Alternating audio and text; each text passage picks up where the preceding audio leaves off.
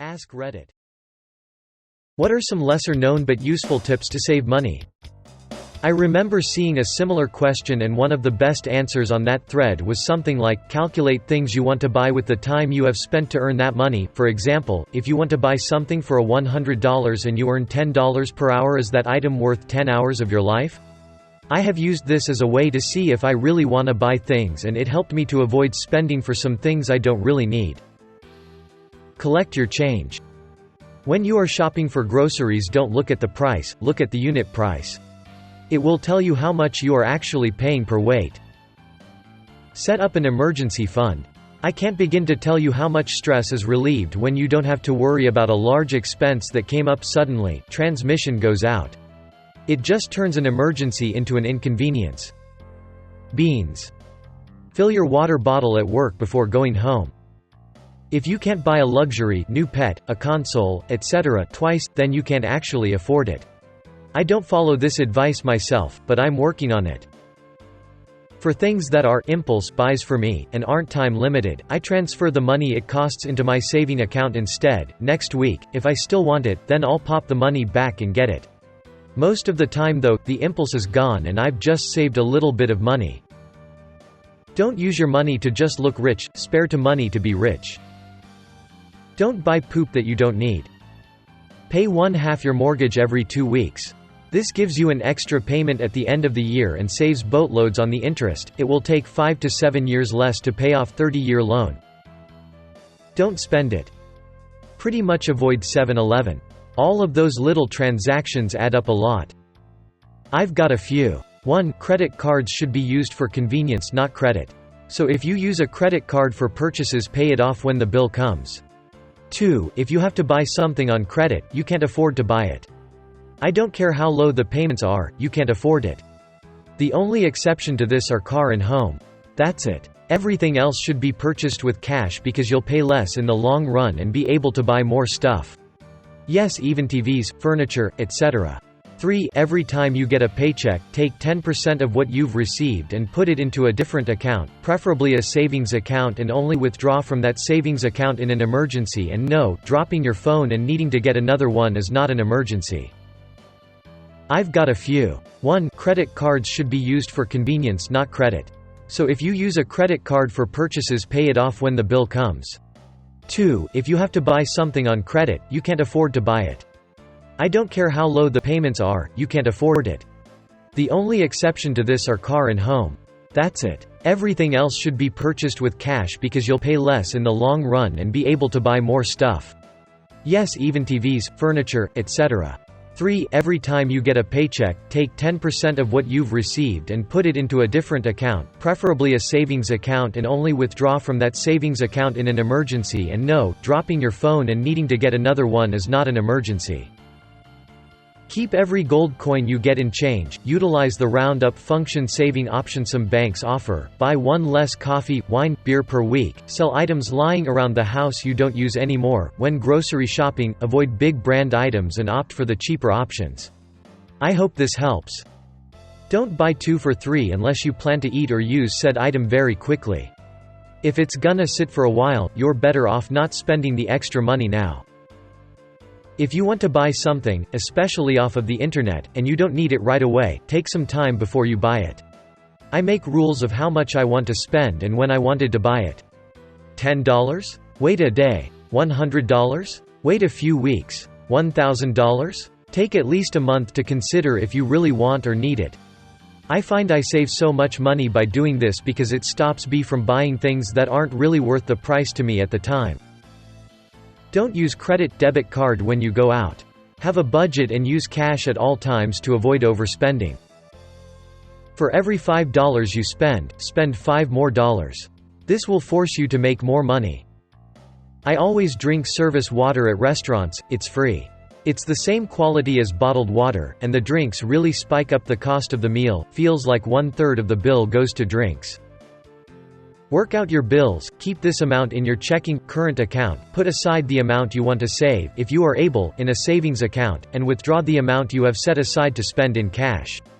Divide the cash into 4 or 5 envelopes, dependent on how many weeks in the month there are. Allow yourself to only spend that cash, put any leftover at the end of the week in your savings account.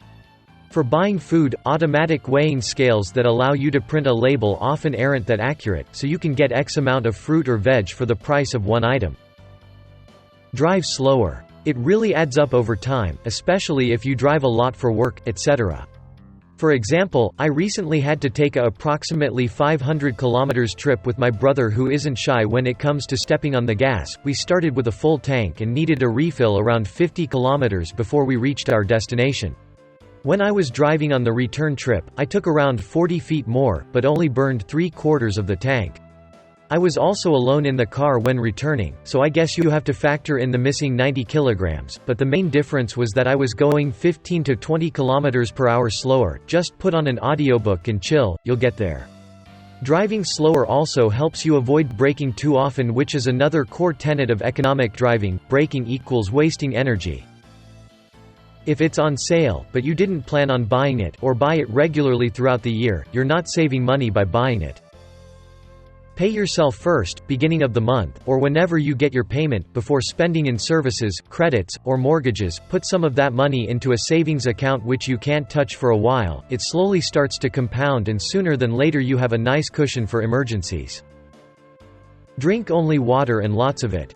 I know it initially sounds odd, but when you only drink water, you don't spend money on coffee, tea, pops, etc. You also become a lot healthier in the process, meaning less time, money spent healing yourself using doctors, medicine, etc.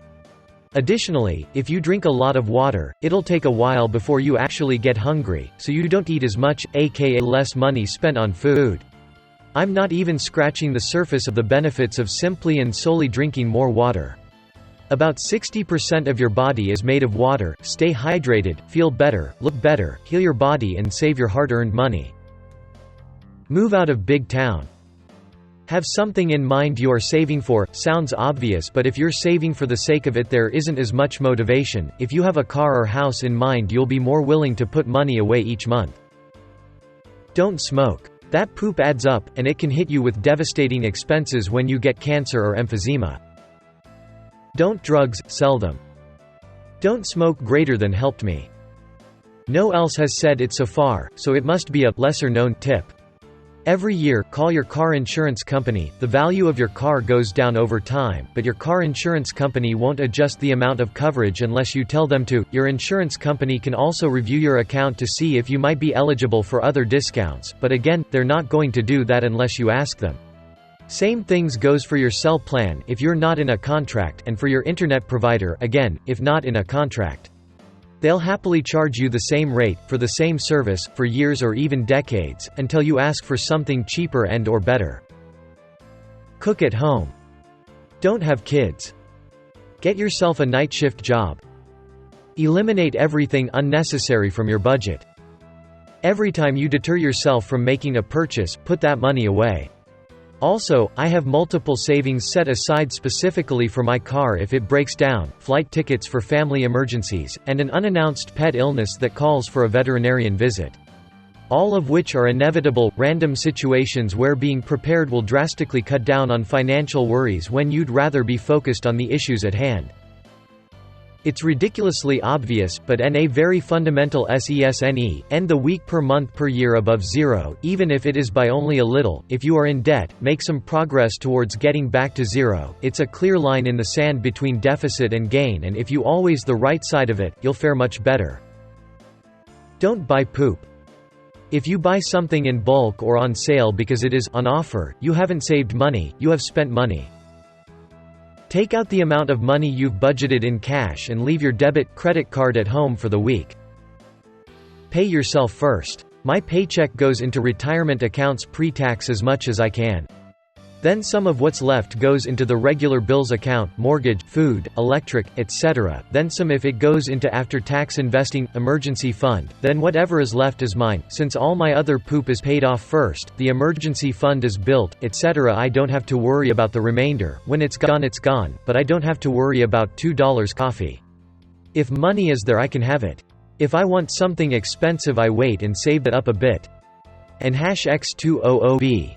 Sucks because you're seeing a lot less money on your paystubs than you feel like you're making, but suddenly it's growing and making money on its own, and rolls into more significant numbers, same with emergency funds, etc. Really freeing knowing that if my car randomly explodes I can go buy another, or if I never invest another nickel I can still eventually retire without eating cat food. Anything added between now and then cuts down the time or ups the quality of life. Video game backlog, smoke less weed, make the hoe pay since you've got the tool.